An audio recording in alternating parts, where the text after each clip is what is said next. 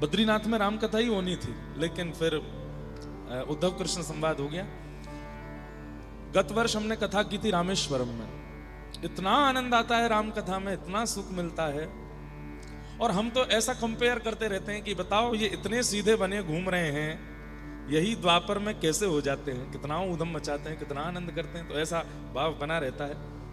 तो एक बार चंडीगढ़ में राम कथा करेंगे और उस कथा का रूप ऐसा रखेंगे, प्रत्येक श्रोता मानस जी लेकर के आवे और प्रत्येक दिन की कथा में ये जो स्क्रीन लगी हुई है यहाँ पर दोहा नंबर नीचे आ जाया करेगा, कौन से कांड का कौन सा दोहा अब गा रहे हैं आप लोग खोलिए, और साथ में सारी श्रोता जगत बैठ करके ऐसा लगे कि साक्षात प्रभु श्री राम। ये बीच में जो वाह भैया, ये सामने जो रैंप है इस पे ऐसा अनुभव हो जाए कि वाह, जब प्रभु श्री राम पधारे विजयदशमी को तो ऐसा ही अनुभव हो कि साक्षात श्री राघव जी प्रकट हो गए हैं। और उत्सव का नाम होगा वृंदावन में अयोध्या महोत्सव। वृंदावन में अयोध्या का प्रादुर्भाव हम लोग करेंगे तो बहुत आनंद आएगा। ये योजना अभी बन गई है। अगले वर्ष तो दसम स्कंद, और मेरा मूड हो गया तो हो सकता है अगले साल ही हो जाए, तो वो इच्छा देखते हैं कैसे होगी। और एक बार राम कथा सुनाएंगे चंडीगढ़ वासियों को, बहुत आनंद आएगा। और राम जी के जो जो उत्सव अयोध्या में होते हैं, मणि पर्वत का हिंडोला, और मणि पर्वत का हिंडोला, राम जी का रास बिहार, कौन सा वन है, सरोज वन, प्रमोद वन, उनमें ठाकुर जी का विलास। अभी रेवासा में कथा थी परम पूजनीय प्रातस्मरणीय श्री मलुक पीठ वाले महाराज जी के सानिध्य में, वहां हमने राम जी के खूब चरित्र सुनाए। महाराज जी भी गदगद हो गए, इतने आनंद में आए। राम जी का रसपक्ष, जैसे हमारे ठाकुर जी का रसपक्ष है, रास विलास है, वृंदावन की निकुंज लीला है, राम जी का रसपक्ष भी कमजोर मत समझिए, अद्भुत है। ऐसा अद्भुत है, ऐसा आनंददायी है कि सुनकर के आनंद आ जाता है। तो एक बार यहाँ पर कुछ ना कुछ नवनीत, ठाकुर जी नवनीत के प्रिय हैं, उनको मक्खन प्रिय लगता है। मक्खन मतलब नवनीत, रोज नया। तो कथा भी यहाँ पर नई नई हो, हर बार कुछ नया नूनता उसमें हो, ऐसे चंडीगढ़ की कथा करेंगे। तो लाल जी पे पर्ची डाल लेंगे कि अगली वर्ष दसम स्कंद सुनना है कि राम कथा सुननी है। लाल जी जैसी आज्ञा करेंगे फिर उसी अनुसार हम लोग अगले वर्ष का उत्सव मनाएंगे। बिल्कुल आप लोग हताश मत होइएगा। बहुत लोग सुबह से ही भावुक हैं, बहुत हमसे मिलने भी आ गए, कईयों के पत्र भी आ गए हैं। एक ने तो कुछ ऐसा बोल दिया है पत्र में कि हम क्या बताएं, कि आप चले जाएंगे तो महाराज जी कहीं मेरे प्राण नहीं निकल जाएं। मैंने कहा भैया ऐसे मत करो, ऐसा नहीं करना, नहीं तो पता चली हमारा आना ही बैन हो जाए, यहाँ पे प्राण ले जाते हैं महाराज जी। आप लोग सब प्रसन्न रहो। विरह बहुत आवश्यक है, विरह बहुत आवश्यक है। एक बात याद रखिएगा, किसी वस्तु का अति सेवन और किसी वस्तु का अति सामीप्य, बिना विरह के कोई वस्तु आपके पास सदा रहती है, इसका मतलब है कि उस वस्तु का वैल्यूएशन कम हो जाएगा। इसलिए वस्तु का बीच में कभी कभी बिछुड़ना बहुत आवश्यक है। चाहे वो धन का ही क्यों ना हो, चाहे वो ऐश्वर्य का ही क्यों ना हो, चाहे वो नाम का ही क्यों ना हो, चाहे वो प्रतिष्ठा का क्यों ना हो, चाहे वो किसी व्यक्ति का क्यों ना हो, चाहे ठाकुर जी का ही क्यों ना हो, विरह होना चाहिए। कई लोग कहते हैं कि हम खूब भजन पाठ पूजन सब करते हैं, कथा सुनते हैं, लेकिन कभी कभी ऐसा होता है कि भाव ही नहीं आता, विरह ही नहीं होता, नेत्रों में आंसू ही नहीं आते। इसका मतलब क्या है? आपने बहुत अति सामीप्य कर लिया है, थोड़ा बिछुड़िए। मीराबाई का चरित्र हम लोग सुन रहे हैं। भक्तिमती मीराबाई अपनी युवावस्था पार कर जाने के बाद तो उनको वृंदावन की प्राप्ति हुई। जिन्होंने बाल काल से वृंदावन को गाया, वृंदावन को ध्याया, वृंदावन को भजा, वृंदावन के ही बारे में जिन्होंने सदा सोचा, वो पूरी अवस्था, अपनी युवावस्था निकालने के बाद वृंदावन पहुंचते हैं। और तब भी ठाकुर जी उन पर अनुग्रह नहीं करते। अनुग्रह करते हैं तो अनुग्रह जो किया है उसको विस्मृत करा देते हैं। भूल जाती है मीराबाई कि क्या हुआ था, कैसे मिले थे, कहां मिले थे, किस प्रकार लीला की थी, इतना विरह क्यों दिया। क्योंकि विरह प्रेम को पुष्ट करता है, भक्ति को पुष्ट करता है, भाव को पुष्ट करता है। कथा का विश्राम होना बहुत आवश्यक है। हम कहेंगे प्रारंभ से भी ज्यादा, उत्सव से भी ज्यादा महत्वपूर्ण आज का दिन है, क्योंकि आज जो विश्राम होगा कल से वो मिलेगा नहीं आपको, और फिर उसकी वैल्यू निकल के आएगी। कई लोगों को रिग्रेट भी होगा, हम लेट क्यों जाते थे, हम कथा में जाके सो क्यों जाते। सोता कोई भी नहीं है, हमारी कथा में कोई नहीं सोता। कोई कितने भी सीसीटीवी लगा के देख ले, कोई नहीं सोता है। और एक आध कोई सो भी रहा हो तो भैया तुम उठ जाओ कोई सो गया हो तो उसको उठा देना, लेकिन कोई नहीं सोता। लेकिन कई लोगों को होता होगा कि हमने पूरा क्यों नहीं सुना, हम विलंब से क्यों आए, हम देरी से क्यों बैठे, हमने फोन क्यों चलाया, हम बीच में उठ के क्यों गए थे। कल से ये सारे रिग्रेट्स होंगे और फिर कथा की और स्मृति बनेगी, उत्सव की स्मृति बनेगी। आप सब एक दूसरे के प्रति वैष्णव भाव हैं, आप सब एक दूसरे को स्मरण करेंगे। मेरे बगल में एक भैया बैठते थे, बहुत अच्छे से कथा सुनते थे। एक दीदी बैठती थी, वो ऐसे भाव से नाचती थी। एक बालिका आती थी, वो ऐसा नृत्य करती थी। एक भैया ऐसा करते थे, ऐसा सबका याद आएगा। कोई बेचारे कठोर भी होंगे तो एक आंटी तो चिल्लाती रहती थी, नोक झोंक करती रहती थी, कथा न सुनती थी न सुनने देती थी। ऐसा भी होगा, लेकिन किसी भी रूप में सही आप सब एक दूसरे को याद करेंगे। ये एक दूसरे कोई इंसान नहीं है, आप सब वैष्णव हो और आप एक दूसरे का स्मरण करोगे, यह भी एक भजन बन जाएगा, क्योंकि आप सब वैष्णव हो। तो ये सारी स्मृतियां आपके चित्त में बार बार प्रकट होंगी। महाराज जी ने वो भजन कैसे गाया था, वो वाला भाव कैसे सुनाया था, उस पद की व्याख्या कैसे की थी, दधी कांडे में क्या हुआ था, रास बिहार रास गरबा में क्या, ये सारी स्मृतियां बहुत दिनों तक चित्त में रहेंगी। कई लोग तो इतने व्याकुल हो जाएंगे कि कल परसों में भागेंगे वृंदावन, बोले अब रहा नहीं जा रहा, हमें तो वृंदावन जाना, याद आ रही है। कितने लोग ऐसे हैं, 3-3, 4-4 कथाओं से लगातार आ रहे हैं कथा में। वो जगन्नाथपुरी में भी थे, वो खरगोन में भी थे, उससे पहले जहां कथा थी वहां भी थे, वो यहां पे भी आ गए, बोले रहा नहीं जा रहा हमसे। बस ये बन जाए हमारा जीवन कि हम रह ना पाए ठाकुर जी के बिना, कथा के बिना, लीला के बिना। इसका मतलब पता है क्या समझना, आप नहीं रह पा रहे ठाकुर जी के बिना, नहीं, ठाकुर जी नहीं रह पा रहे आपके बिना, इसलिए बार बार बुला रहे, बार बार आपको आमंत्रित कर रहे। जब आज कथा विश्राम होगी, अगर ये कथा चलती रहेगी और इसका विश्राम निश्चित नहीं होगा, तो कहीं ना कहीं आपके नेत्रों में वो प्यास खत्म हो जाएगी ठाकुर जी के मिलन की। इसलिए आज कथा का विश्राम होना बहुत जरूरी है। सूरदास जी के जन्म से नेत्र थे उनके पास, पर कुछ समय बाद एक रोग होने के कारण सूरदास जी के नेत्र चले गए। इतनी बड़ी अवस्था सूरदास जी ने बिना नेत्रों के व्यतीत कर दी। ठाकुर जी जब कृपा करके आए और ठाकुर जी ने जब नेत्र प्रदान कर दिए सूरदास जी को, तो सूरदास जी अपने नेत्रों से पहली बार, एक होश संभालने के बाद में पहली बार जब सूरदास जी ने नेत्र खोले, त्रिभंग ललित श्याम सुंदर सामने खड़े हैं, उनके रोम रोम का दर्शन करते हैं। घूम घूम के सूरदास जी ठाकुर जी को देखते हैं, चरण कैसे हैं, घुटने कैसे हैं, कमर कैसी है, वक्ष कैसा है, मुख कैसा है, कान कैसे हैं, केश कैसे हैं, एक एक रों का दर्शन करने के बाद सूरदास जी चरणों में प्रणाम करते हैं। अब मुझे एक वरदान दे दीजिए। बोले क्या? मेरे नेत्रों को वापस अंधा कर दो, अब मैं दोबारा नहीं देखना चाहता। क्यों? जिन नयनन में पिय बसे दूजा ना ही समय, अब मैं किसी और को देखना नहीं चाहता, आप मेरे नेत्र वापस ले लीजिए। ये छवि खेलत नयनन में ना ही दूसरो ध्यान, ये छवि जो आपकी मेरे नेत्रों में बस गई है, बस ये बसी रहे, अब आप नेत्र वापस ले लो। क्यों? क्योंकि नेत्र रहेंगे तो देखते रहेंगे, और कहीं और अटक जाएं इस पर मुझे विश्वास नहीं है, मुझे अपने नेत्रों पे भरोसा नहीं है। आपको देख लिया, आप मुझे पुनः अंधा कर दो ताकि ये सदा आपके ही रहें और किसी का ध्यान ना करें।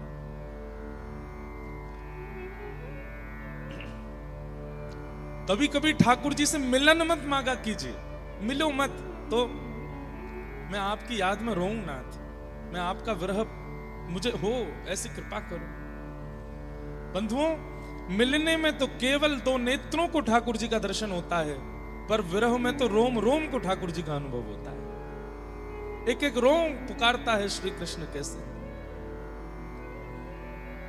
इसलिए विरह बहुत आवश्यक है। आज विरह की बेला है, लेकिन हम आप सब लोग आज विरह का दिन है, हम आप सब लोग उत्सव ही मनाएंगे, आज भी गरबा उत्सव कर लेंगे, लेकिन उस गरबा के विश्राम के बाद बस स्मृतियां ले जाइएगा 7 दिन की अपने साथ, और इन स्मृतियों में ही रहिएगा।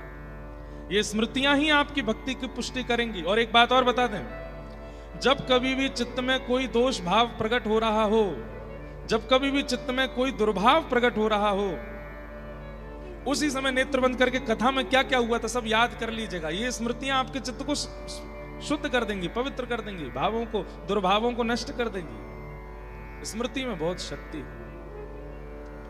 और नहीं रहा जाए, नहीं रह पाओ चंडीगढ़ में, इतने ही व्याकुल हो जाओ तो फिर आ जाना गोवर्धन। 6 तारीख तक गिरिराज जी हैं, उसके बाद भी नहीं रह पाओ तो बद्रीनाथ आ जाना, कहीं ना कहीं आ जाना, पहुंच जाना। तो आज विश्राम दिवस है कथा का, कई सारे भाव आए हैं।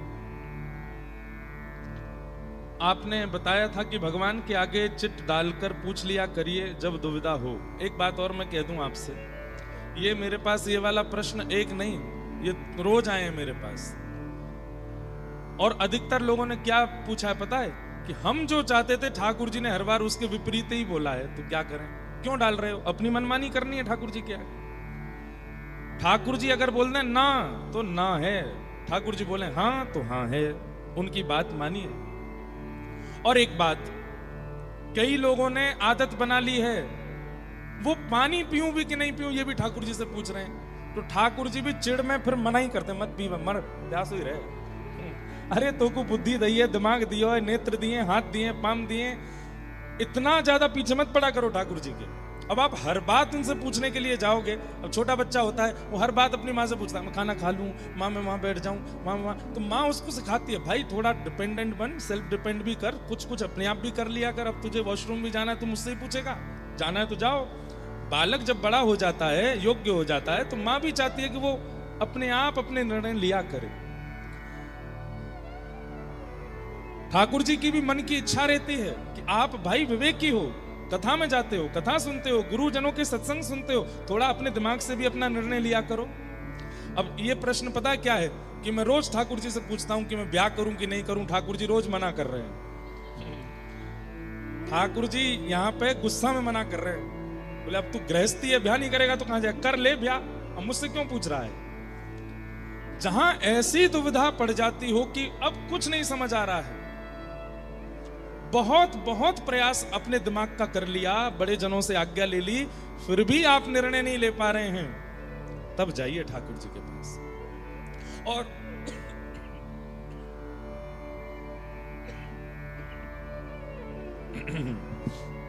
ये गले की हालत भी आप लोगों को गरबा सुनाने के लिए हो गई है हमारी। रात भर कल यहाँ पे गाए, रात भर नए नए पद लिखे, फिर से नए नए गरबा फिर गाए, सुबह 7 बजे सोए हम।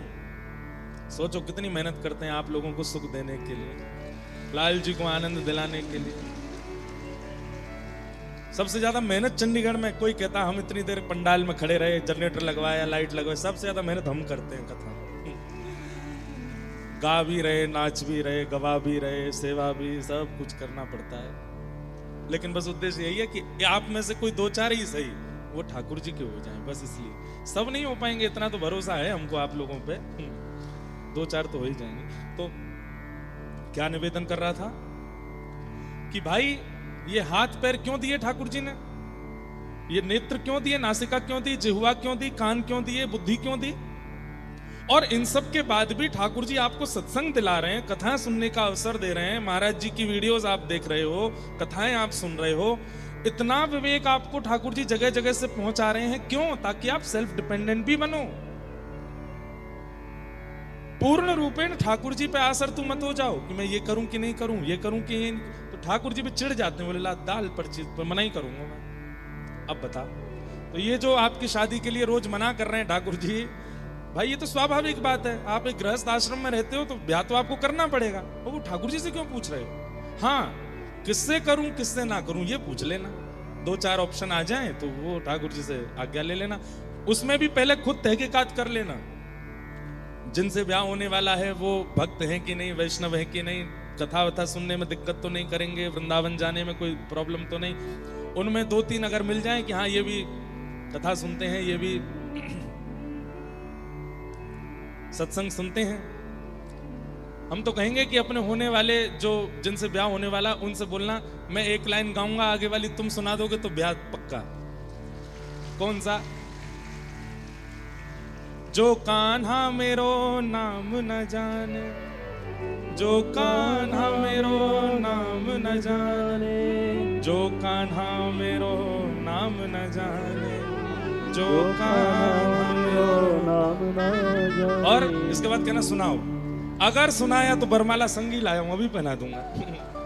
अगर नहीं बता पावे तो कहना सॉरी, हम बयान नहीं कर सकते। भैया ये तो हमने एक एग्जाम्पल दिया है केवल। सीधी बात है, वैष्णव आप हो, आप भी ये देख लो कि वो वैष्णव है कि नहीं। और फिर भी मन में संशय हो तो ठाकुर जी से पूछ लेना। तो ठाकुर जी देखना वही लेके आएंगे जीवन में जिससे भक्ति बढ़ेगी। इसलिए हर बात के लिए ठाकुर जी के पास मत जाया करो।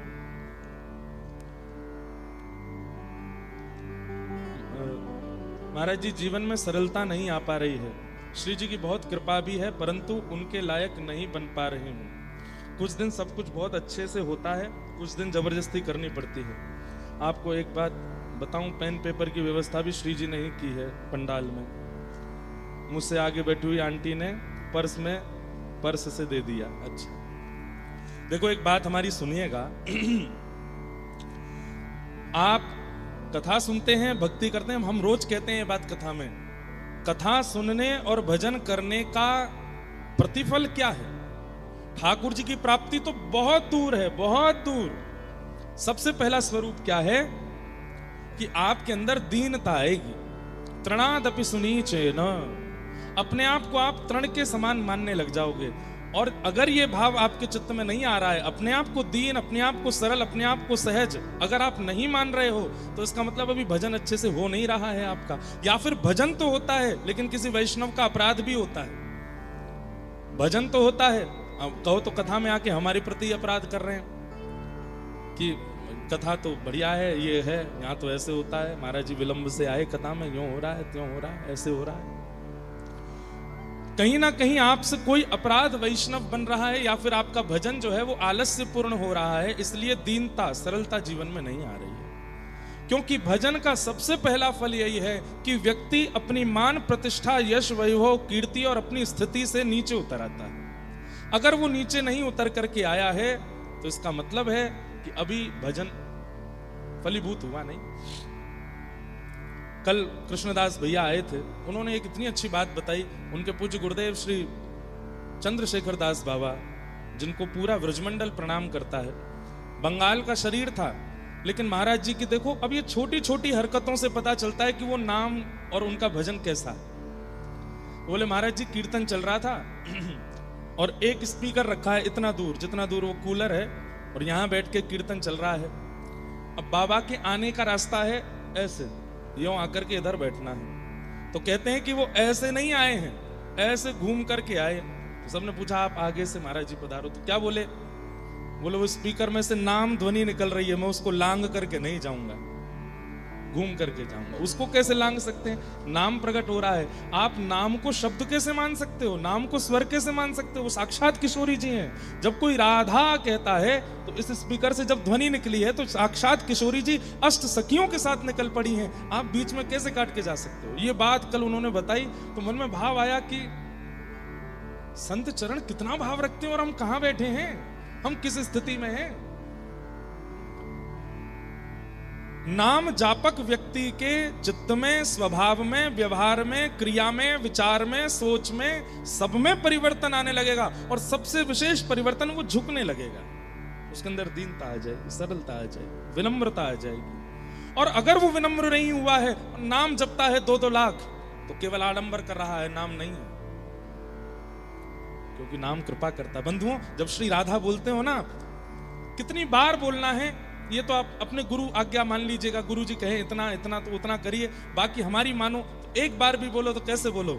श्री राधा। बस ये श्री राधा शब्द बोलते ही आपका नेत्र बंद हो जाए, सघन कुंज है, सघन कुंज में सुंदर सेज है, सेज के एक तरफ ललिता एक तरफ विशाखा, यहाँ चमड़ उड़ा रही हैं, यहाँ मोर छली कर रही हैं, सामने अष्ट सखियां सब हाथ में कोई पुष्प लेके खड़ी हैं, कोई गजरा लेके खड़ी हैं, कोई पान लेके खड़ी हैं, कोई पीकदानी लेके खड़ी हैं, कोई पंखा जल रही हैं, और सब अष्ट सखियों के मध्य में श्री किशोरी जी विराजमान हैं। कमल जैसे नेत्र हैं, अत्यंत सरल, अत्यंत सहज, अत्यंत विनम्र हैं श्री किशोरी जी।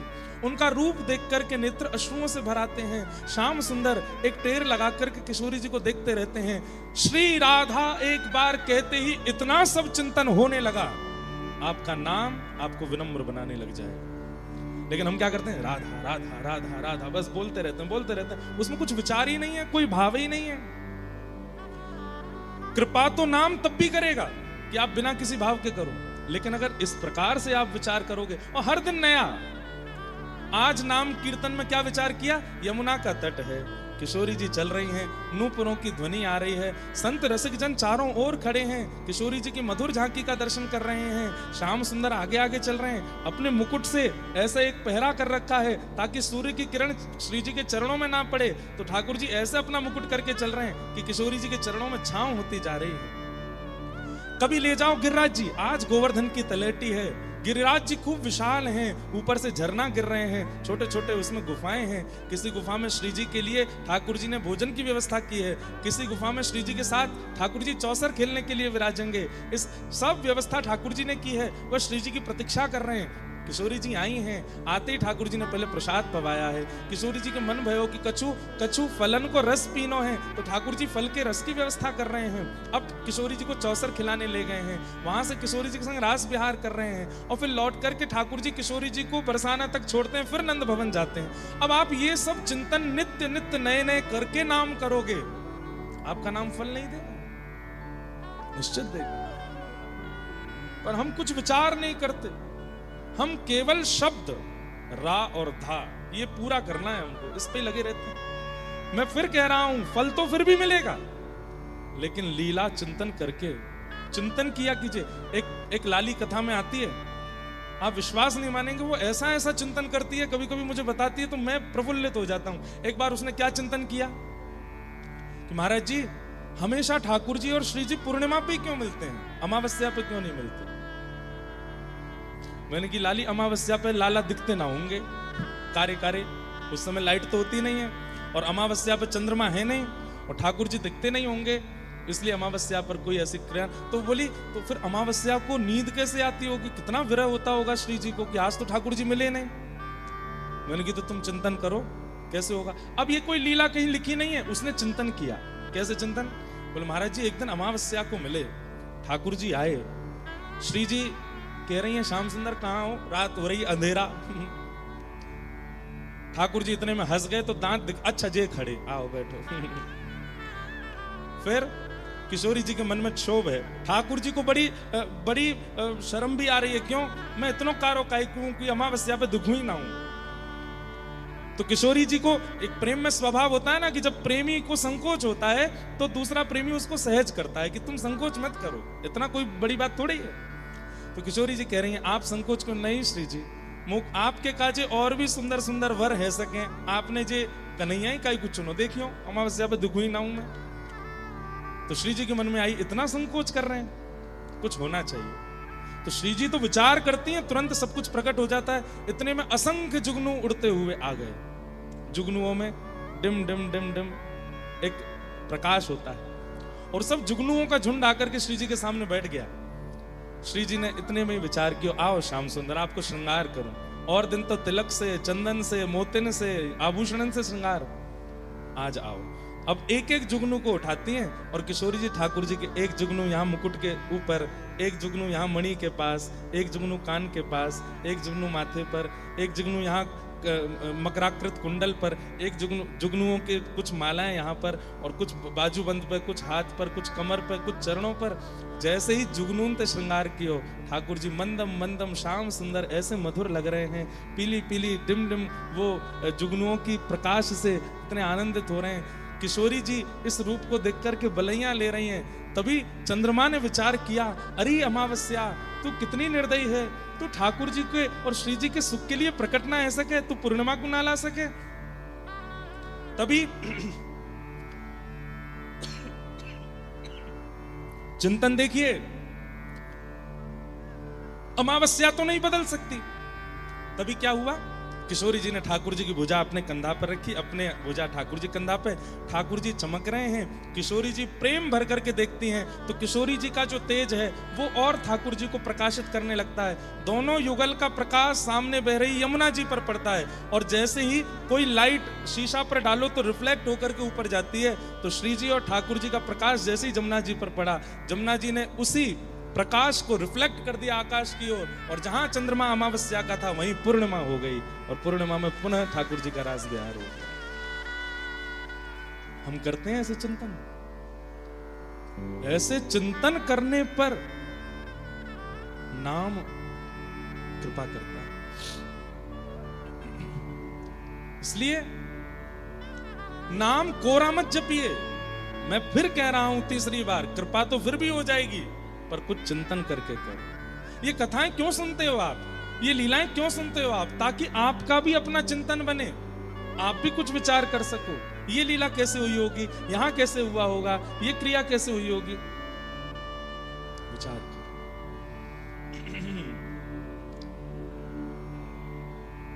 तो जीवन सरल भी बन जाएगा, और जीवन में जो ठाकुर जी के लायक बनने की स्थिति है, ये तो कभी नहीं आ सकती। हम ठाकुर जी के लायक हैं, ये भाव तो कभी आएगा ही नहीं, और आना भी नहीं चाहिए।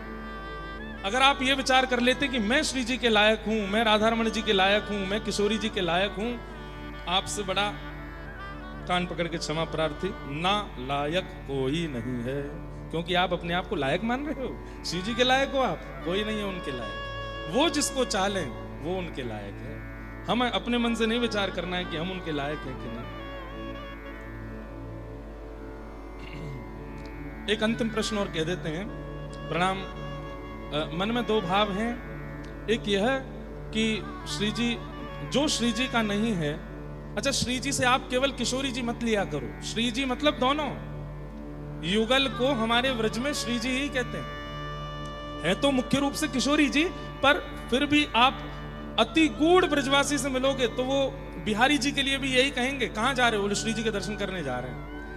नए लोग कह सकते हैं अच्छा बरसाने जा रहे हो? नहीं नहीं, बिहारी जी। बिहारी जी तो बिहारी जी, श्री जी क्यों कहा? बोले भैया वृंदावन वारियन के काजे दोनों युगल ही श्री जी हैं, दोनों श्री हैं। राधा रमण जी की कृपा हो रही है, ऐसा नहीं बोलेंगे, श्री जी की कृपा है रही है, दोनों श्री जी।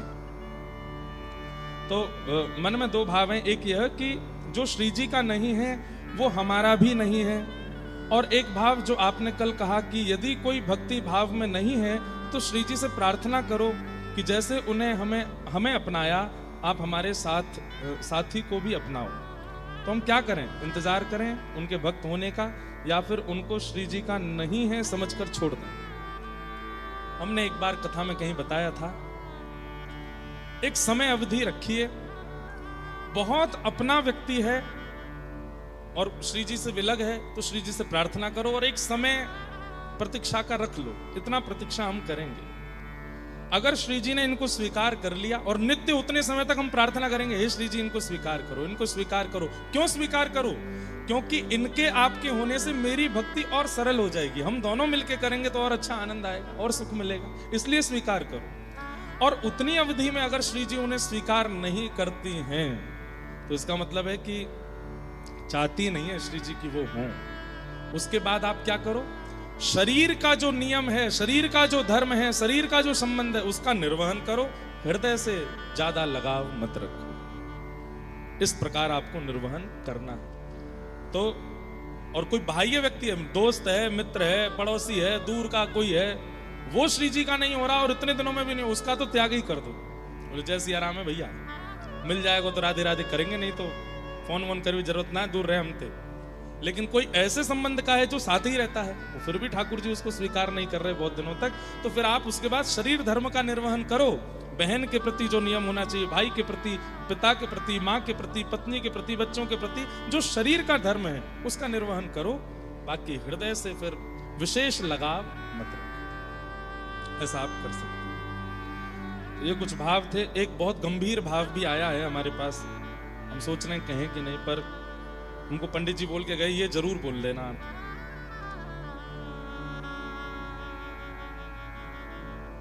कोई बहन का शायद प्रश्न है कि उनके जो पतिदेव हैं वो 5 महीने पहले ही भगवत नाम प्रस्थान कर गए और उनका भी श्री जी से बहुत प्रेम था। अब घर के लोग तो कहते हैं कि आप आगे बढ़ो, लेकिन मन वहीं रुक गया है, विचार नहीं कर पा रहे, रहा नहीं जाता, कैसे रहें। 7 वर्ष साथ में थे, उसके बाद अभी 5 महीने पहले उनका भगवत नाम गमन हो गया। अब क्या करें? ऐसी स्थिति में एक विचार देखो, आध्यात्मिक भाषा कई बार ना बड़ी कड़वी होती है। सेम यही प्रश्न मीराबाई से एक ने किया था। आज ही मैं अभी जब आ रहा था, गाड़ी में ही पढ़ता हुआ आ रहा था कि भक्तिमती मीराबाई जब द्वारिका में विराजमान हुई, अभी हम कथा सुनेंगे, तब एक व्यक्ति का बिल्कुल 11-12 वर्ष का बालक खत्म हो गया और वो व्यक्ति इतना ज्यादा परेशान, इतने भार में इस बात से कि मैं अपने बालक को बचा क्यों नहीं पाया। इसी भार के कारण उस व्यक्ति के मन में बार बार ये भावना आने लगी कि मैं विरक्ति ले लूं, मैं संन्यास ले लूं, मैं सब छोड़ दूं। आप सबको हमारी आवाज आ रही है ना? हाँ, तो ध्यान से सुनो सब लोग। अब वो व्यक्ति इतना परेशान रहने लगा, मैं क्या करूं क्या ना करूं। तो घूमता हुआ तीर्थों में जा रहा था, तब वो जब मीराबाई का नाम सुना तो द्वारिका में उनके पास गया और उनसे जाकर के भी उसने यही बात कही कि मेरा पुत्र चला गया और मैं तब से बहुत विचलित हूं, मैं क्या करूं। अब देखिए आध्यात्मिक भाषा कैसी है।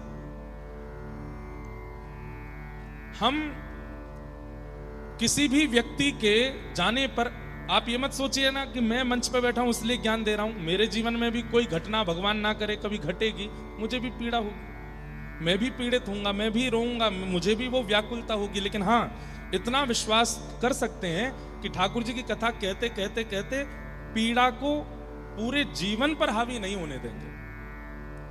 पीड़ा होना, पीड़ा आना, किसी व्यक्ति का विरह होना, यह स्वाभाविक बात है, पर उस पीड़ा से अपने पूरे जीवन को विध्वंस कर देना, अपने आगामी जीवन को भी नष्ट कर देना, बिल्कुल एकांत में बैठ करके और ना खाना पीना, बिल्कुल इस प्रकार की स्थिति में आ जाना, ये उचित बात नहीं।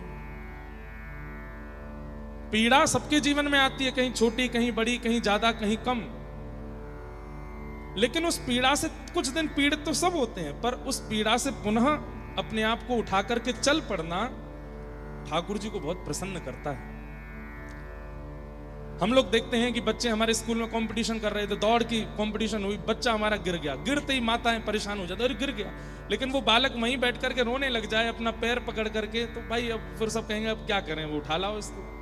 लेकिन वो बालक गिरने पर भी उठ करके फिर दौड़ने लग जाए, तो सब लोग उसकी प्रशंसा ही नहीं, भले ही वो हार जाए फिर भी उसकी प्रशंसा, उसका स्मरण, उसकी याद सब करते हैं। ठीक वैसे ही हम सब जीवन रूपी दौड़ में दौड़ रहे हैं। जीवन में आने वाली रुकावटें, कहीं ठोकर आती है, कहीं कुछ आता है, कहीं कुछ आता है और हम गिर पड़ते हैं। और गिरने के बाद जब हम गिरे ही रहते हैं, ठाकुर जी फिर कुछ नहीं कहते, कहते हैं कोई बात नहीं, अब तो जो है सो है, दया आती है ठाकुर जी को। लेकिन जब गिरने के बाद हम पुनः उठ जाते हैं, रक्त निकल रहा है, चला नहीं जा रहा है, दौड़ा नहीं जा रहा, फिर भी परिश्रम करते हैं, फिर भी चलते हैं, ठाकुर जी भावुक नेत्रों से हमारा स्वागत करते हैं, हृदय से लगाते हैं। जीवन में जो भी परिस्थिति आई वो तुम्हारे प्रारब्ध के कारण आई है, लेकिन फिर भी तुम रुके नहीं, फिर भी तुम हारे नहीं, फिर भी तुम थमे नहीं, चल पड़े, निकल दिए। इसलिए मुझे अति प्रिय जीवन में परिस्थिति कैसी भी आवे, परिस्थिति बहुत कठिन है जो आपने लिखी है, लेकिन इस परिस्थिति में आपको स्वीकार करना पड़ेगा कि अब जो हुआ वो हुआ। कथाएं सुनकर के, नाम आश्रय लेकर के, ठाकुर जी को अपना बना करके अब मैं आगे बढ़ूं। शेष जीवन जो है वो अपने लिए, और जो चले गए हैं उनके नाम से मैं ठाकुर जी की सेवा में लगा दूं। आपको आगे बढ़ना पड़ेगा। मीराबाई के दादाजी को छीन लिया, मीराबाई का जिनसे विवाह हुआ, नाम का विवाह था, लेकिन एक प्रकार से वे भी समर्थन ही तो करते थे मीरा जी का, उनको भी छीन लिया ठाकुर जी ने। मीराबाई का पूरा परिवार विपरीत रहने लगा, कोई भी अपना नहीं। वापस मेड़ता लौट के आई तो पिताजी भी चले गए, माताजी भी चली गई, कोई नहीं बचा।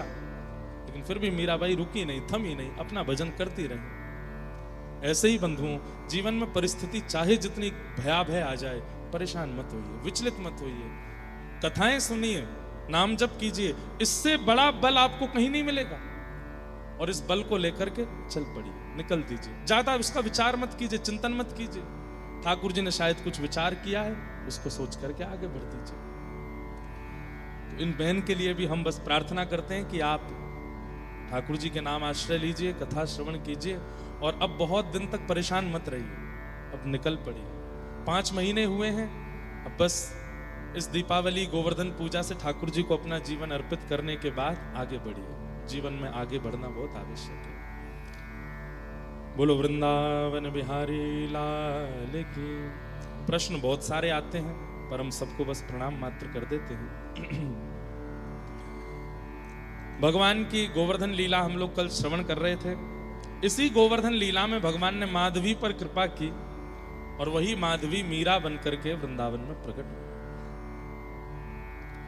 मेड़ता से मेवाड़ गई, मेवाड़ से पुनः मेड़ता आई, और मेड़ता के बाद फिर वृंदावन आई। 25 वर्ष तक मीराबाई वृंदावन में रही। कितने वर्ष? लगभग 50-55 वर्ष की आयु होने पर मीराबाई अब विचार करने लगी, मैं क्या करूं।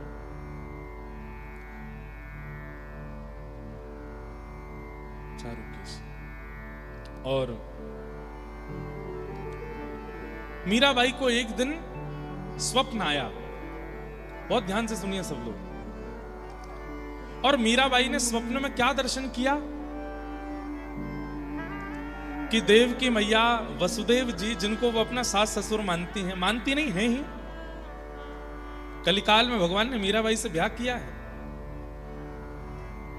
तो मीराबाई के स्वप्न में आया कि देवकी और वसुदेव वो दोनों आपस में चर्चा कर रहे हैं कि 16,108 नहीं, 16,109 बहुएं हैं हमारी, एक माधवी भी तो है। ये स्वप्न में देख रही है मीराबाई। तभी देवकी मैया कहती हैं, नहीं नहीं 108 ही हैं, 16,108 ही हैं। बोले क्यों? बोले एक तो ससुराल में ही नहीं आती ना, वो तो कहीं और रहती है, जो ससुराल में रहे उसी को तो हम बहू मानेंगे। ये बात स्वप्न में देखने के बाद मीराबाई उठ बैठी। ध्यान से सुनिएगा। और मन में विचार करने लगी कि ये संकेत है मुझे कि अब मुझे ससुराल की ओर जाना चाहिए। और मीराबाई ने मन बना लिया कि अब मैं वृंदावन से द्वारिका जाऊंगी। और बाईसा निकल पड़ी। वृंदावन की स्थिति उस समय बताते हैं, या तो ठाकुर जी के मथुरा गमन पर वृंदावन इतना रोया होगा, या 25 वर्ष बाद आज जब मीराबाई वृंदावन से जा रही हैं, पूरे वृंदावन के संत वैष्णव भक्त ब्रजवासी सब भावुक हो गए। कईयों ने आकर के प्रार्थना की। अच्छा, मीराबाई ने किसी को स्वप्न नहीं बताया, बस चल पड़ी। कईयों ने आकर के प्रार्थना की, हे भाई साहब, आप व्रज को कैसे छोड़ के जा सकती हैं, यहां तो आपके प्राण बसते हैं। भाई साहब कहती हैं, मेरे प्राण यहां बसते हैं, पर मेरे प्राणनाथ भी तो व्रज से गए हैं, उनके भी तो प्राण वृंदावन में बसते थे। और शायद यही संकेत था कि अति प्रिय वस्तु, अति प्रिय स्थान, अति प्रिय व्यक्ति, कभी कभी उससे थोड़ी दूरी करनी चाहिए ताकि उसके प्रति प्रेम और प्रगाढ़ हो सके। आपको क्या लगता है कि वृंदावन छोड़ने में मेरी हालत खराब नहीं होती? मुझे बहुत पीड़ा है, मैं शायद जीवित ही ना रह पाऊं। ये वो वृंदावन है जिस वृंदावन के मार्ग की ओर चलती हुई मैं मूर्छित हो जाती हूं। उस वृंदावन से दूर जाना मेरे लिए बहुत पीड़ादायी है। लेकिन मुझे कोई संकेत हुआ है जिसके कारण मुझे द्वारिका जाना पड़ेगा। और बार बार वृंदावन को प्रणाम करती हैं, रज को प्रणाम करती हैं, यमुना जी को प्रणाम करती हैं, गोपेश्वर महादेव को प्रणाम करती हैं। कहते हैं आज पशु पक्षी जीव जंतु यमुना जी सबका कलरव शांत है, क्योंकि मीराबाई जा रही है।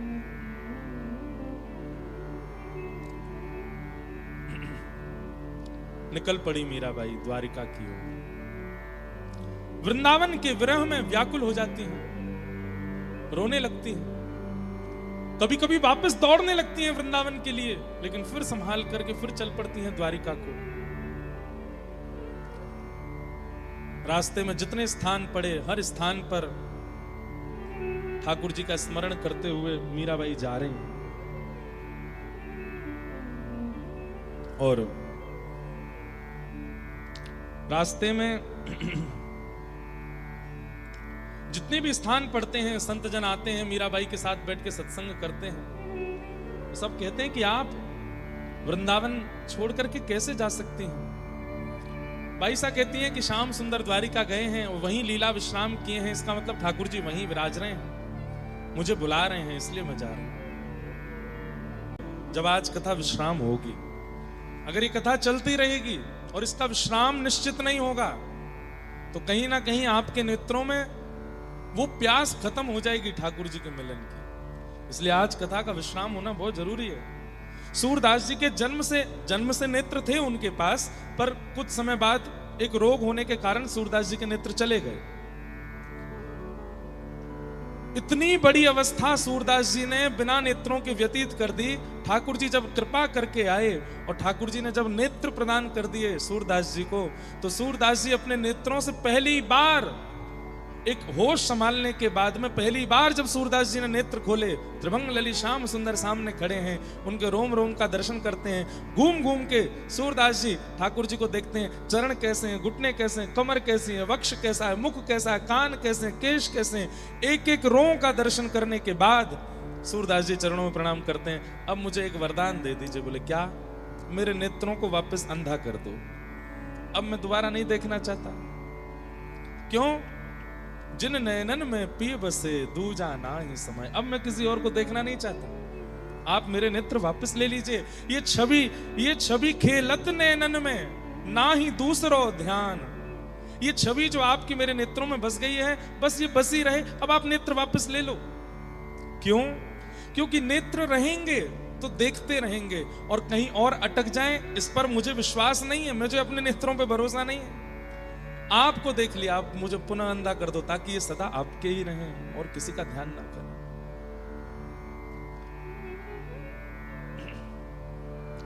कभी कभी ठाकुर जी से मिलन मत मांगा कीजिए, मिलो मत तो मैं आपकी याद में रोऊं नाथ, मैं आपका विरह मुझे हो, ऐसी कृपा करो। बंधुओं, मिलने में तो केवल दो नेत्रों को ठाकुर जी का दर्शन होता है, पर विरह में तो रोम रोम को ठाकुर जी का अनुभव होता है। एक एक रोम पुकारता है श्री कृष्ण कैसे। इसलिए विरह बहुत आवश्यक है। आज विरह की बेला है, लेकिन हम आप सब लोग आज विरह का दिन है, हम आप सब लोग उत्सव ही मनाएंगे। आज भी गरबा उत्सव कर लेंगे, लेकिन उस गरबा के विश्राम के बाद बस ये स्मृतियां ले जाइएगा 7 दिन की अपने साथ, और इन स्मृतियों में ही रहिएगा।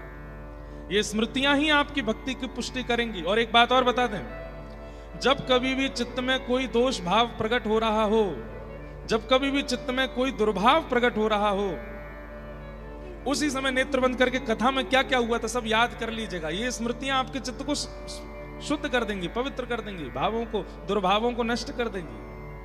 स्मृति में बहुत शक्ति है। और नहीं रहा जाए, नहीं रह पाओ चंडीगढ़ में, इतने ही व्याकुल हो जाओ तो फिर आ जाना गोवर्धन, 6 तारीख तक गिरिराज जी हैं, उसके बाद भी नहीं रह पाओ तो बद्रीनाथ आ जाना, कहीं ना कहीं आ जाना, पहुंच जाना। तो आज विश्राम दिवस है कथा का, कई सारे भाव आए हैं। आपने बताया था कि भगवान के आगे चिट डालकर पूछ लिया करिए जब दुविधा हो। एक बात और मैं कह दूं आपसे, ये मेरे पास ये वाला प्रश्न एक नहीं, ये रोज आए हैं मेरे पास। और अधिकतर लोगों ने क्या पूछा है पता है?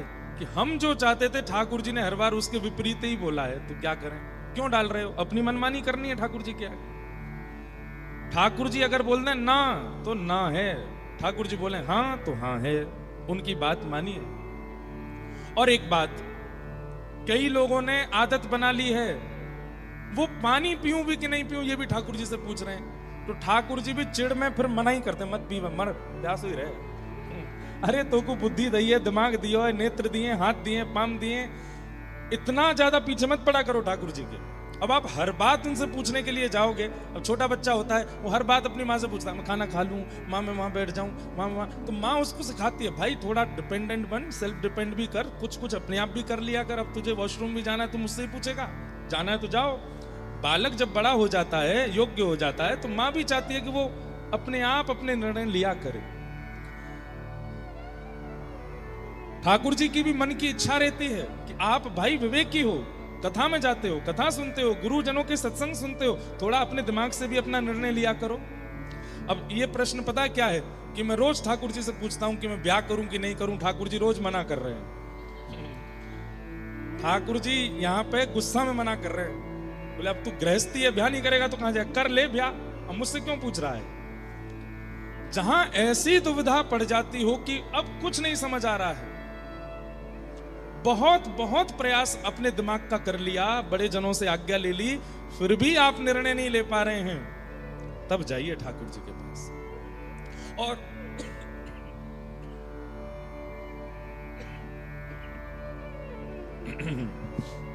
ये गले की हालत भी आप लोगों को गरबा सुनाने के लिए हो गई है हमारी। रात भर कल यहाँ पे गाए, रात भर नए नए पद लिखे, फिर से नए नए गरबा फिर गाए, सुबह 7 बजे सोए हम। सोचो कितनी मेहनत करते हैं आप लोगों को सुख देने के लिए, लाल जी को आनंद दिलाने के लिए। सबसे ज्यादा मेहनत चंडीगढ़ में, कोई कहता हम इतनी देर पंडाल में खड़े रहे, जनरेटर लगवाया, लाइट लगवाया, सबसे ज्यादा मेहनत हम करते हैं कथा।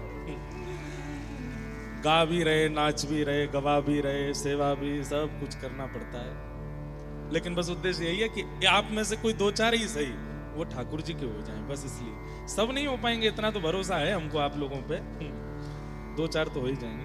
तो क्या निवेदन कर रहा था कि भाई ये हाथ पैर क्यों दिए ठाकुर जी ने, ये नेत्र क्यों दिए, नासिका क्यों दी, जिह्वा क्यों दी, कान क्यों दिए, बुद्धि क्यों दी, और इन सब के बाद भी ठाकुर जी आपको सत्संग दिला रहे हैं, कथाएं सुनने का अवसर दे रहे हैं, महाराज जी की वीडियोस आप देख रहे हो, कथाएं आप सुन रहे हो, इतना विवेक आपको ठाकुर जी जगह जगह से पहुंचा रहे हैं। क्यों? ताकि आप सेल्फ डिपेंडेंट भी बनो, पूर्ण रूपेण ठाकुर जी पे आसर तू मत हो जाओ कि मैं ये करूं कि नहीं करूं, ये करूं कि ये, तो ठाकुर जी पे चिढ़ जाते हैं, बोले ला दाल पर चीज पर मना ही करूंगा मैं। अब बता, तो ये जो आपकी शादी के लिए रोज मना कर रहे हैं ठाकुर जी, भाई ये तो स्वाभाविक बात है, आप एक गृहस्थ आश्रम में रहते हो तो ब्याह तो आपको करना पड़ेगा, और वो ठाकुर जी से क्यों पूछ रहे हो। हाँ, किससे करूं किससे ना करूं ये पूछ लेना, 2-4 ऑप्शन आ जाएं तो वो ठाकुर जी से आज्ञा ले लेना, उसमें भी पहले खुद तहकीकात कर लेना, जिनसे ब्याह होने वाला है वो भक्त हैं कि नहीं, वैष्णव है कि नहीं, कथा वथा सुनने में दिक्कत तो नहीं करेंगे, वृंदावन जाने में कोई प्रॉब्लम तो नहीं। उनमें 2-3 अगर मिल जाएं कि हाँ ये भी कथा सुनते हैं, ये भी सत्संग सुनते हैं, हम तो कहेंगे कि अपने होने वाले जो जिनसे ब्याह होने वाला उनसे बोलना, मैं एक लाइन गाऊंगा, आगे वाली तुम सुना दोगे तो ब्याह पक्का। कौन सा? जो कान्हा मेरो नाम न जाने, जो कान्हा मेरो नाम न जाने, जो कान्हा मेरो नाम न जाने, जो कान्हा मेरो नाम न जाने। और इसके बाद कहना सुनाओ, अगर सुनाया तो बरमाला संगी लाया हूं, अभी पहना दूंगा। अगर नहीं बता पावे कहना सॉरी, हम ब्याह नहीं कर सकते। भैया ये तो हमने एक एग्जाम्पल दिया है केवल, सीधी बात है, वैष्णव आप हो, आप भी ये देख लो कि वो वैष्णव है कि नहीं, और फिर भी मन में संशय हो तो ठाकुर जी से पूछ लेना, तो ठाकुर जी देखना वही लेके आएंगे जीवन में जिससे भक्ति बढ़ेगी। इसलिए हर बात के लिए ठाकुर जी के पास मत जाया करो।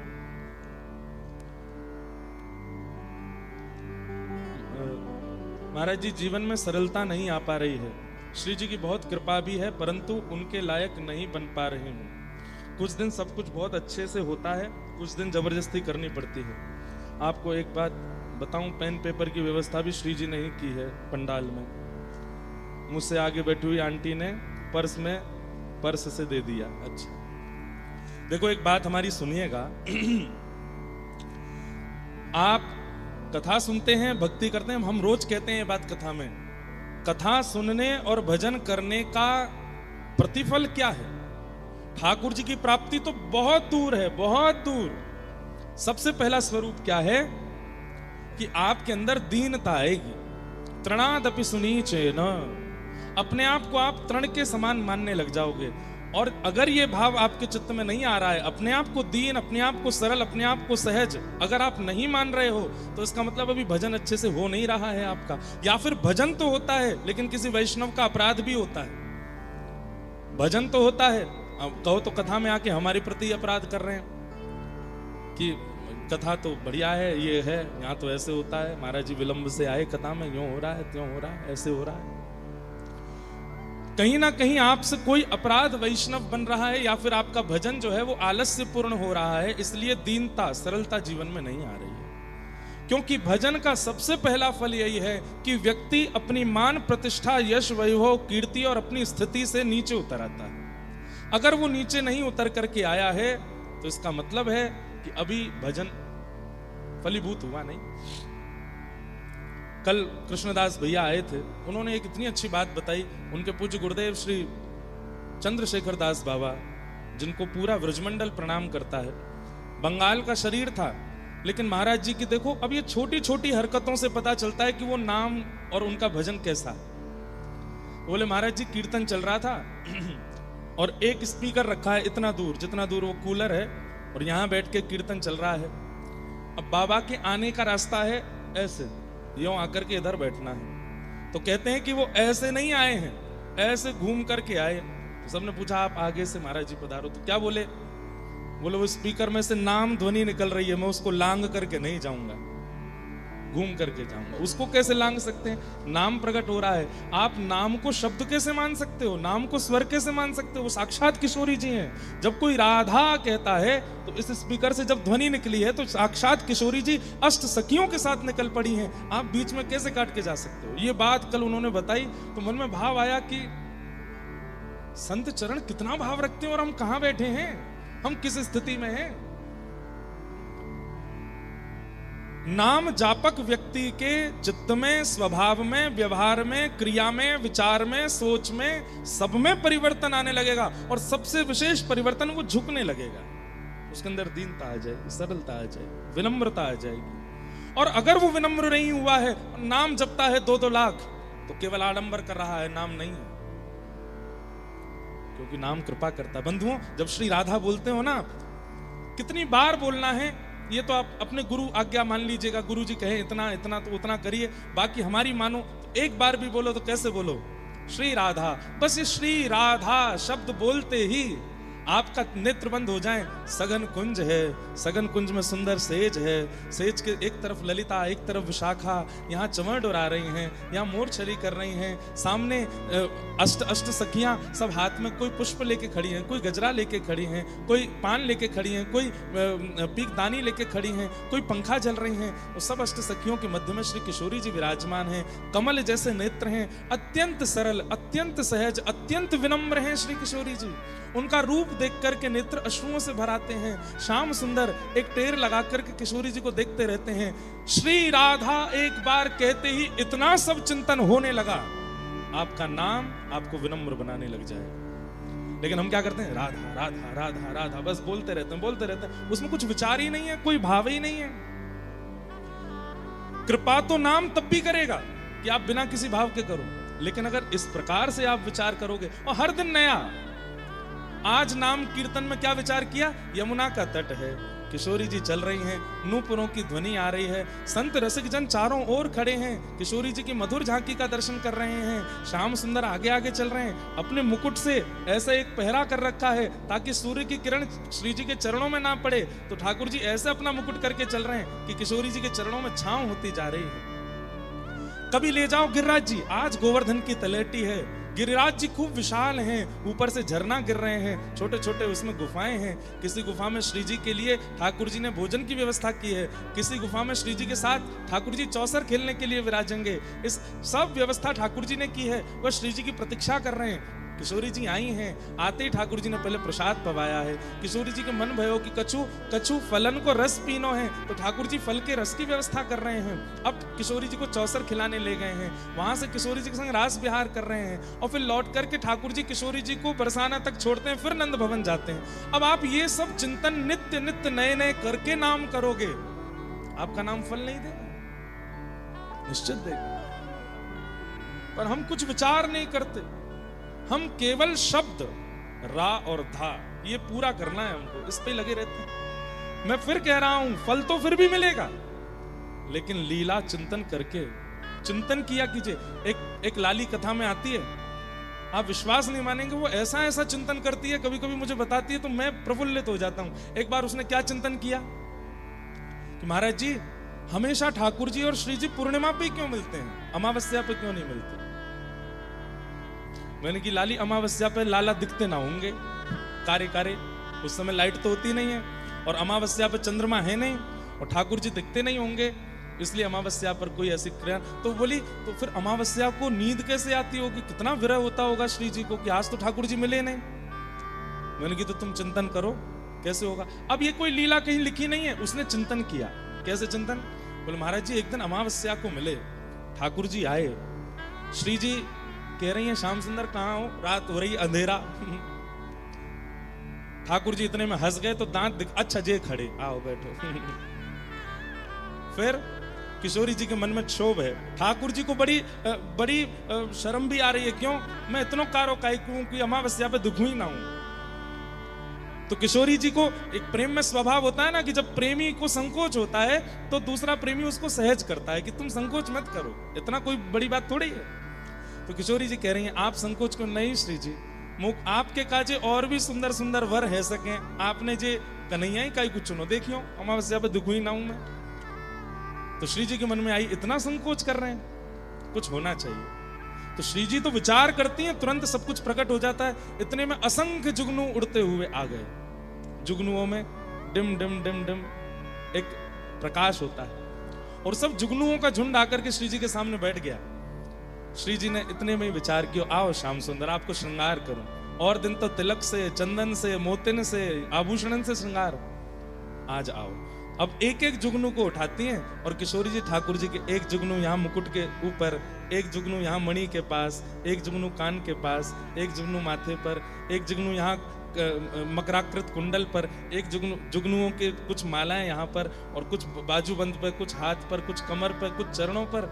जैसे ही जुगनून ते श्रृंगार कियो, ठाकुर जी मंदम मंदम श्याम सुंदर ऐसे मधुर लग रहे हैं, पीली पीली डिम डिम वो जुगनुओं की प्रकाश से इतने आनंदित हो रहे हैं। किशोरी जी इस रूप को देख करके बलैया ले रही हैं। तभी चंद्रमा ने विचार किया, अरे अमावस्या तू कितनी निर्दयी है, तू ठाकुर जी के और श्री जी के सुख के लिए प्रकट ना आ सके, तू पूर्णिमा को ना ला सके। तभी चिंतन देखिए, अमावस्या तो नहीं बदल सकती।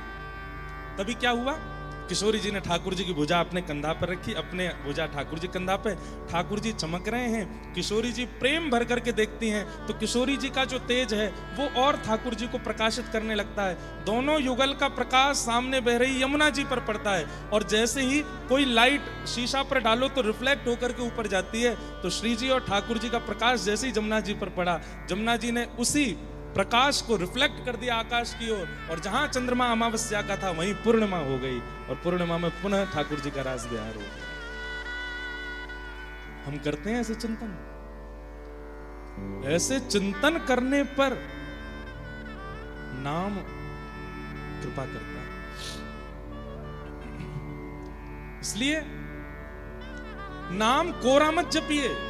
मैं फिर कह रहा हूं तीसरी बार, कृपा तो फिर भी हो जाएगी, पर कुछ चिंतन करके करो। ये कथाएं क्यों सुनते हो आप, ये लीलाएं क्यों सुनते हो आप, ताकि आपका भी अपना चिंतन बने, आप भी कुछ विचार कर सको।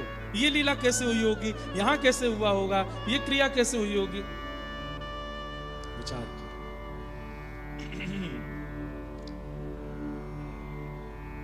तो जीवन सरल भी बन जाएगा, और जीवन में जो ठाकुर जी के लायक बनने की स्थिति है, ये तो कभी नहीं आ सकती। हम ठाकुर जी के लायक हैं, ये भाव तो कभी आएगा ही नहीं, और आना भी नहीं चाहिए। अगर आप ये विचार कर लेते कि मैं श्री जी के लायक हूं, मैं राधारमण जी के लायक हूं, मैं किशोरी जी के लायक हूं, आपसे बड़ा कान पकड़ के क्षमा प्रार्थी ना लायक कोई नहीं है, क्योंकि आप अपने आप को लायक मान रहे हो। श्री जी के लायक हो आप, कोई नहीं है उनके लायक। वो जिसको चालें वो उनके लायक है। हमें अपने मन से नहीं विचार करना है कि हम उनके लायक हैं कि नहीं। एक अंतिम प्रश्न और कह देते हैं। प्रणाम।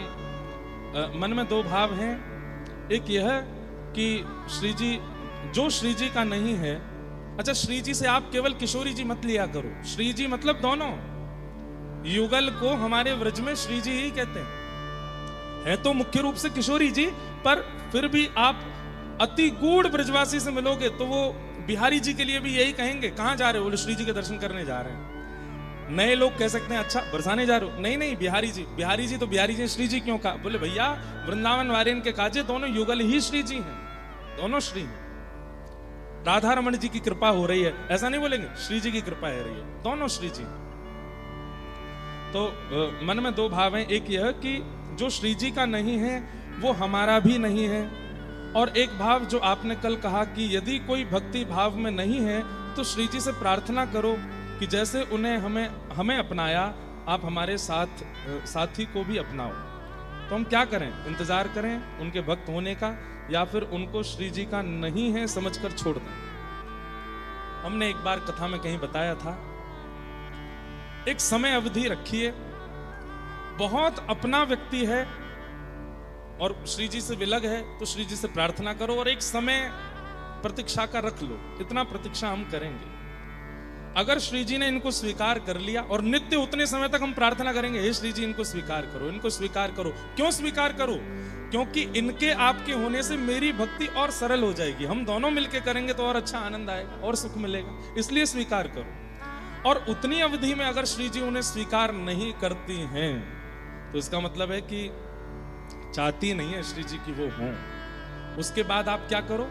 शरीर का जो नियम है, शरीर का जो धर्म है, शरीर का जो संबंध है, उसका निर्वहन करो, हृदय से ज्यादा लगाव मत रखो। इस प्रकार आपको निर्वहन करना है। तो और कोई बाह्य व्यक्ति है, दोस्त है, मित्र है, पड़ोसी है, दूर का कोई है, वो श्री जी का नहीं हो रहा और इतने दिनों में भी नहीं, उसका तो त्याग ही कर दो। बोले जय सिया राम है भैया, मिल जाएगा तो राधे राधे करेंगे, नहीं तो फोन वोन कर भी जरूरत ना है, दूर रहे हमसे। लेकिन कोई ऐसे संबंध का है जो साथ ही रहता है, वो फिर भी ठाकुर जी उसको स्वीकार नहीं कर रहे बहुत दिनों तक, तो फिर आप उसके बाद शरीर धर्म का निर्वहन करो। बहन के प्रति जो नियम होना चाहिए, भाई के प्रति, पिता के प्रति, माँ के प्रति, पत्नी के प्रति, बच्चों के प्रति, जो शरीर का धर्म है उसका निर्वहन करो।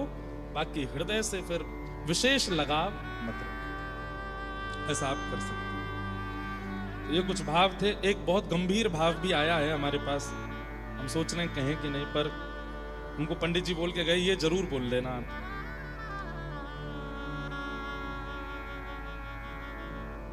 कोई बहन का शायद प्रश्न है कि उनके जो पतिदेव हैं वो 5 महीने पहले ही भगवत नाम प्रस्थान कर गए, और उनका भी श्री जी से बहुत प्रेम था। अब घर के लोग तो कहते हैं कि आप आगे बढ़ो, लेकिन मन वहीं रुक गया है, विचार नहीं कर पा रहे, रहा नहीं जाता, कैसे रहें। 7 वर्ष साथ में थे, उसके बाद अभी 5 महीने पहले उनका भगवत नाम गमन हो गया। अब क्या करें? ऐसी स्थिति में एक विचार देखो, आध्यात्मिक भाषा कई बार ना बड़ी कड़वी होती है। सेम यही प्रश्न मीराबाई से एक ने किया था। आज ही मैं अभी जब आ रहा था, गाड़ी में ही पढ़ता हुआ आ रहा था कि भक्तिमती मीराबाई जब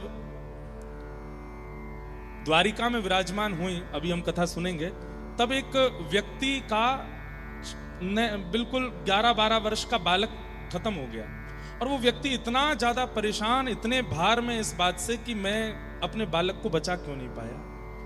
इसी भार के कारण उस व्यक्ति के मन में बार बार ये भावना आने लगी कि मैं विरक्ति ले लूं, मैं संन्यास ले लूं, मैं सब छोड़ दूं। आप सबको हमारी आवाज आ रही है ना?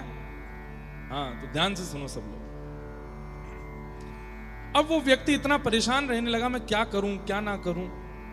तो घूमता हुआ तीर्थों में जा रहा था, तब वो जब मीराबाई का नाम सुना तो द्वारिका में उनके पास गया, और उनसे जाकर के भी उसने यही बात कही कि मेरे मेरा पुत्र चला गया और मैं तब से बहुत विचलित हूं, मैं क्या करूं। अब देखिए आध्यात्मिक भाषा कैसी है।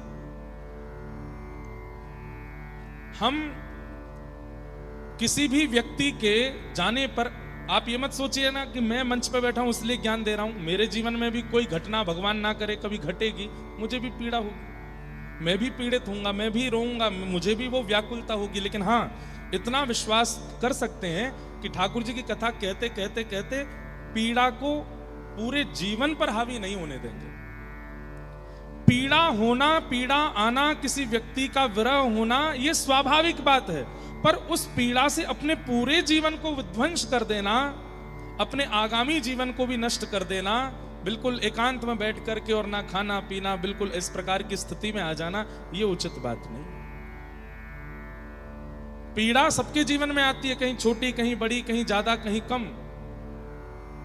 लेकिन उस पीड़ा से कुछ दिन पीड़ित तो सब होते हैं, पर उस पीड़ा से पुनः अपने आप को उठा करके चल पड़ना ठाकुर जी को बहुत प्रसन्न करता है।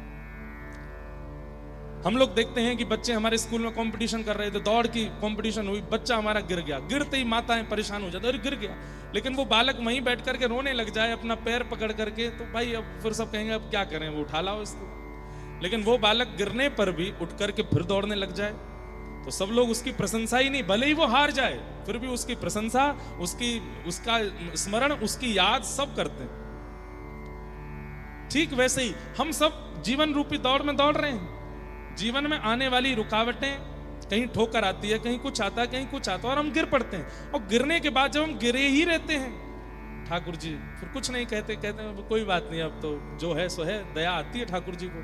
लेकिन जब गिरने के बाद हम पुनः उठ जाते हैं, रक्त निकल रहा है, चला नहीं जा रहा है, दौड़ा नहीं जा रहा, फिर भी परिश्रम करते हैं,